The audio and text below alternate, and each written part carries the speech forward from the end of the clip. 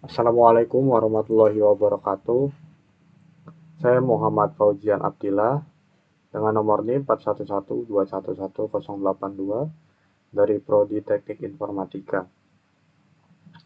Sini saya akan memaparkan hasil kerja dari MPTI saya, laporan MPTI yang berjudul Perancangan Sistem Helpdesk pada PT Center Park Citra Corpora dengan menggunakan metode waterfall. Sini ada dosen pengampu saya yaitu Dr. Andri Napolipson dan dosen pembimbing yaitu Anita Ratnasari, Eskom Mkom.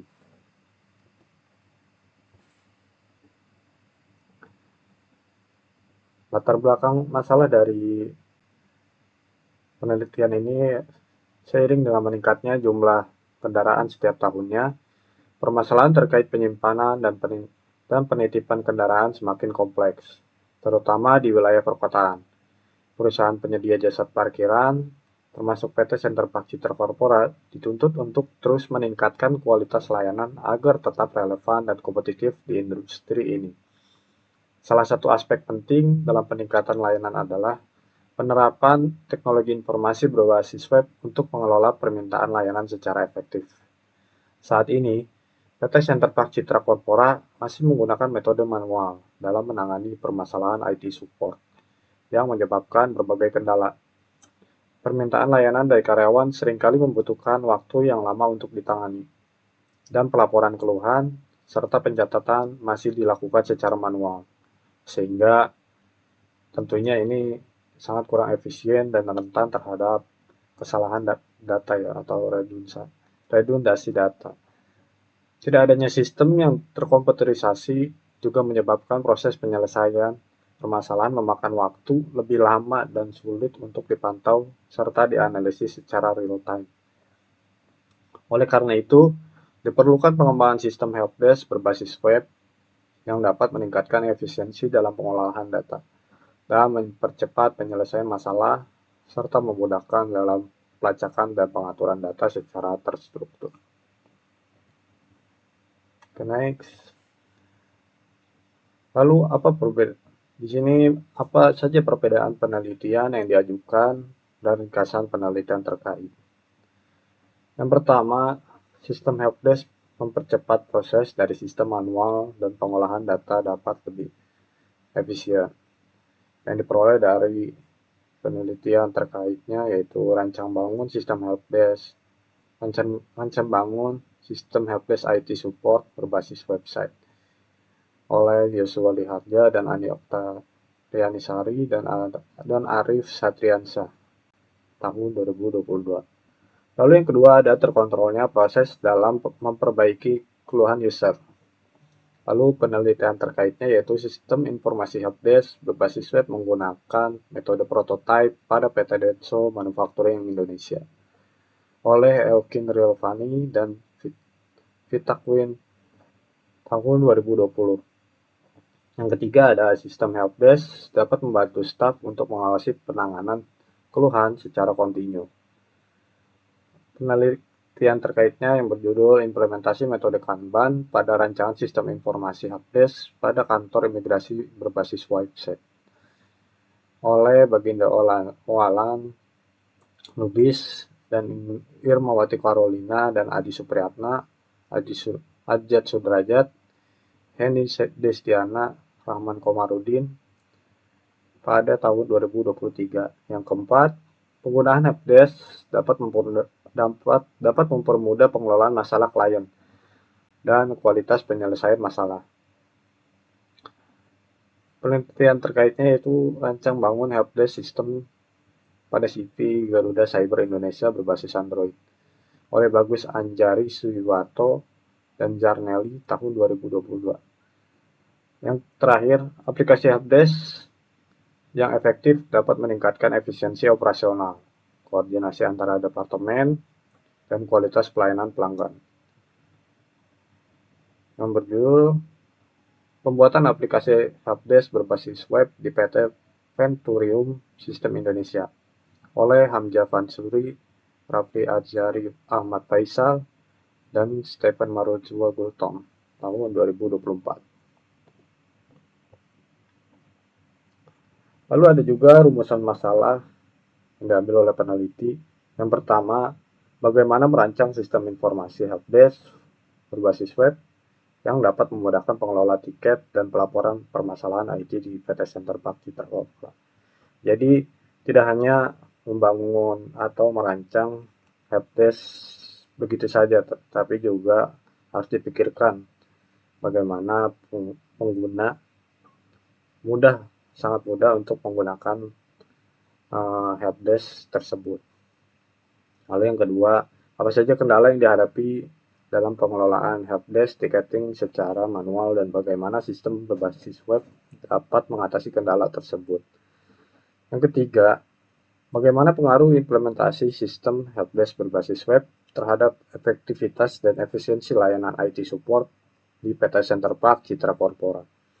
Yang keempat, apa saja fitur yang diperlukan untuk meminimalkan kesalahan atau reduksi data dalam proses pelaporan dan penyelesaian masalah di sistem helpdesk PT Center Park Citra Corpora. Lalu next, di sini penelitian terkaitnya yang pertama ada rancang bangun sistem informasi helpdesk IT support berbasis website oleh Yoswali Harja, Ani Oktarini Sari, dan Arif Satriansyah yang dipublikasikan tahun 2022. Dalam penelitian ini menggunakan metode waterfall untuk menganalisa kebutuhan dan pengembangan perangkat lunak yang dilakukan dalam merancang sistem informasi helpdesk IT support berbasis website. Lalu yang kedua ada sistem informasi helpdesk berbasis website menggunakan metode prototype pada PT Denso Manufacturing Indonesia oleh Elkin Rilvani dan Vitakwim tahun 2020. Dalam penelitian ini, metode yang dipakai dalam sistem informasi helpdesk di PT Denso Manufacturing Indonesia yaitu menggunakan metode prototype. Metode ini sangat membantu tim IT dalam mengembangkan sistem informasi helpdesk. Lalu yang ketiga, ada penelitian yang berjudul implementasi metode Kanban pada rancangan sistem informasi helpdesk pada kantor imigrasi berbasis website oleh Baginda Walan Lubis, Irmawati Carolina, Adi Supriyatna, Aja Sudrajat, Heni Destiana, dan Rahmat Komarudin yang dipublikasikan tahun 2023. Penelitian ini menggunakan teknik atau metodologi Kanban, merupakan metodologi manajemen proyek yang memanfaatkan visualisasi dengan kolom, kartu, atau papan untuk mengelola alur kerja dengan lebih efektif. Yang keempat, yang berjudul Rancang Bangun Helpdesk Sistem CV Garuda Cyber Indonesia berbasis Android oleh Bagus Anjari Suwito dan Jarneli tahun 2022. Proses pengujian dilakukan menggunakan metode black box dengan unit pengujian user acceptance test atau UAT yang dilakukan oleh admin, teknisi, pimpinan, dan klien dengan hasil pengujian penerimaan pengguna mencapai 93,75% yang diinterpretasikan sangat baik. Lalu yang kelima, ada pembuatan aplikasi helpdesk berbasis web di PT Pentrium System Indonesia oleh Hamzah Mansuri, Rafli Ajari Ahmad Faisal, dan Stephen Marulitua Gultong. Tahun 2024, rancangan aplikasi helpdesk ini menggunakan berbahasa pemrograman PHP, framework CodeIgniter, dan database MySQL, serta mengikuti arsitektur model View Controller atau MVC untuk memudahkan pemeliharaan dan pengembangan. Lalu yang keenam, ada perancangan sistem ujian online menggunakan metode pengembangan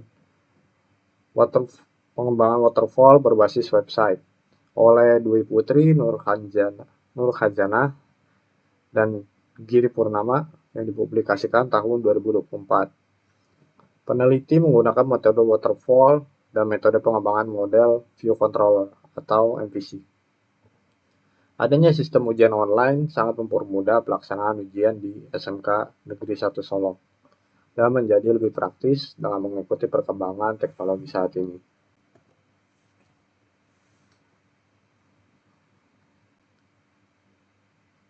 Lalu metodologi pengumpulan data yang digunakan peneliti saat ini adalah metode deskriptif kualitatif. Metode ini untuk mengkaji dan merancang sistem helpdesk perparkiran berbasis web pada PT Center Park Citra Corpora. Pendekatan ini dipilih karena kemampuan deskriptif kualitatif dalam memberikan pemahaman mendalam mengenai masalah yang terjadi di lapangan, khususnya dalam konteks pelaporan masalah. Laporan masalah dari tim IT support dan interaksi penggunaan dengan sistem. Metodologi deskriptif kualitatif memungkinkan peneliti untuk mengumpulkan data melalui wawancara, observasi, dan studi dokumen atau pustaka, seperti yang ada di atau gambar ini. Yang pertama, peneliti merumuskan masalah, ada masalah apa saja yang terjadi di PT Center Park Citra Corpora. Setelah menemukan masalah, lalu peneliti menentukan teknik pengumpulan data. Di sini saya sebagai peneliti menggunakan yang pertama ada observasi yang dilakukan di PT Center Park Citra Corpora, tepatnya di lokasi Tanjung Priuk. Lalu yang kedua menggunakan wawancara, seperti wawancara atau menanyakan satu persatu dari tim IT support. Dan yang ketiga ada studi dokumen atau pustaka, mengumpulkan berbagai jenis informasi yang ada dan material lainnya. Pengumpulan berbagai informasi ini bertujuan untuk perancangan karya ilmiah sesuai dengan kebutuhan penulis. Lalu yang terakhir, kesimpulan penelitian. Lalu ada juga metode pengembangan perangkat lunak. Di sini metode waterfall yang dipilih oleh peneliti untuk pengembangan perangkat lunaknya. Karena metode waterfall sendiri merupakan pengembangan perangkat lunak yang berurutan tanpa iterasi. Pada setiap fase harus diselesaikan terlebih dahulu sebelum fase berikutnya dimulai. Tahapan ini tahapan metode waterfall dimulai dari analisis, desain, implementasi, testing, deployment, dan maintenance. Dan di sini pada tahap ini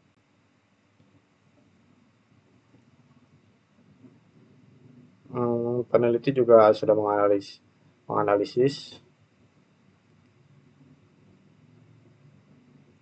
di mana dilakukan pengumpulan kebutuhan sistem dari pengguna dan stakeholder. Hal ini mencakup fungsi utama sistem seperti pembuatan tiket, pemantauan, dan pelaporan dan hak akses pengguna, integrasi dengan perangkat parkir jika diperlukan, serta kebutuhan keamanan data dan performa sistem. Lalu yang kedua ada desain. Dilakukan perancangan arsitektur dan tampilan sistem, termasuk desain ERD untuk basis data, antarmuka pengguna, UI UX untuk halaman helpdesk, alur proses tiket, spesifikasi teknis, dan fitur-fitur lainnya. Lalu implementasi, sistem dibangun sesuai desain tadi yang sudah dibuat. Diharapkan dapat sesuai dengan yang sudah didesain sebelumnya. Dilakukan pembuatan basis data, lalu backend, dan juga frontend-nya. Lalu ada testing, sistem akan diuji secara menyeluruh untuk memastikan bahwa semua dan fungsionalnya berjalan sesuai yang diharapkan. Lalu deployment, ini merupakan instalasi sistem ke dalam lingkungan produksi yang meliputi instalasi perangkat lunak, migrasi data jika diperlukan, pelatihan pengguna, dan persiapan sistem untuk pengguna aktif. Lalu pada tahap ini hanya sampai deployment. Kenapa tidak sampai maintenance? Karena nantinya aplikasi ini atau sistem helpdesk ini akan diserah terimakan kepada tim IT support dari PT Center Park Citra Korba. Jadi mereka lah yang akan maintenance dari sistemnya sendiri.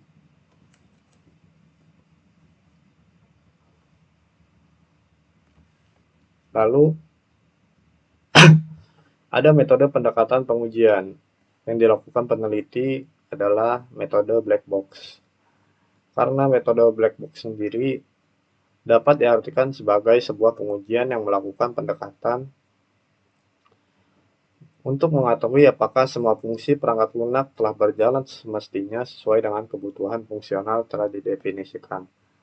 Jadi simpelnya adalah apa yang kita input harus sesuai dengan outputnya atau outputnya harus sesuai dengan apa yang kita input. Dan peneliti sendiri akan mengujinya yaitu seperti form login yang nantinya apakah sesuai dengan akun yang kita masukkan, seperti misalnya saya memasukkan akun karyawan IT support, lalu apakah masuk sebagai IT support atau sebagai pengguna. Lalu yang kedua, form pelaporan, apakah form pelaporan ini berjalan normal dan tersimpan di sistem atau di manajemen tiket, sehingga tiketnya sendiri dapat di report oleh tim IT support. Ini ada daftar pustaka dalam penelitian ini. Yang pertama, rancang bangun sistem informasi helpdesk IT support berbasis website oleh Yosua Liharja dan Ani Oktarini Sari dan Arif Satriansa yang dipublikasikan tahun 2022. Yang kedua, berjudul Sistem Informasi Helpdesk berbasis website menggunakan metode prototype pada PT Denso Manufacturing Indonesia oleh Elkin Rifani dan Vita Quinn tahun 2020.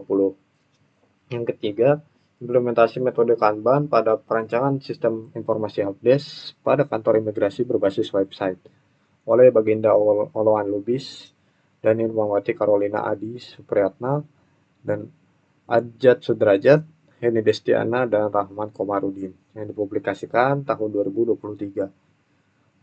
Lalu berikutnya rancang bangun helpdesk sistem pada CV Garuda Cyber Indonesia berbasis Android oleh Bagus Anjari Swito dan Jarneli tahun 2022.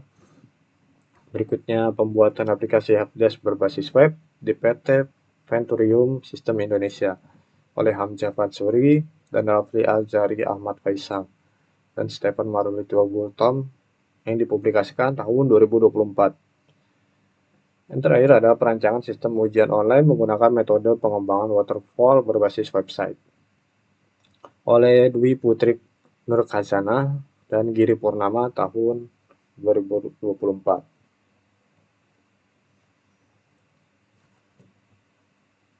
Baik, di sini rencana penyelesaian TA oleh peneliti sendiri adalah jurnal yang menjadi target publikasi untuk penelitian ini adalah Jurnal Teknik Informatika dan Sistem Informasi atau JTISI.